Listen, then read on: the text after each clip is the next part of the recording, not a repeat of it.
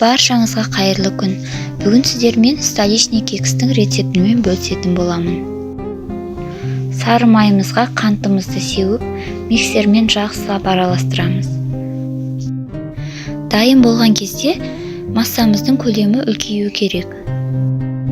Сары майымыз ақшыл түске ие болады.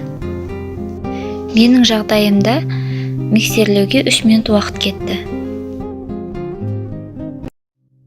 Жақсылап миксерлеп алғаннан кейін жұмыртқамызды қоса бастаймыз. Алдымен бірінші жұмыртқаны қосып, тағы да жақсылап миксерлеп аламыз.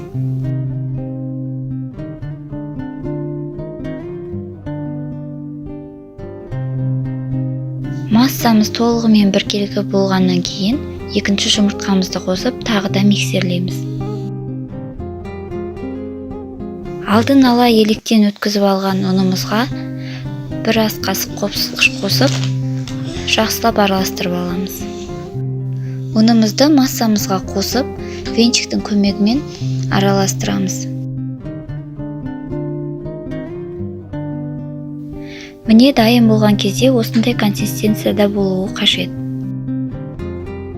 Құймамызды кекс формаларына салып, қызып тұрған пеште 180 градуста беті қызарғанша пісіріп аламыз.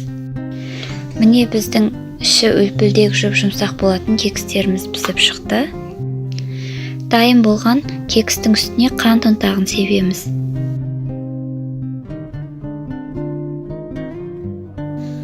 Сіздерге іске сәт, астарыңыз дәмді болсын.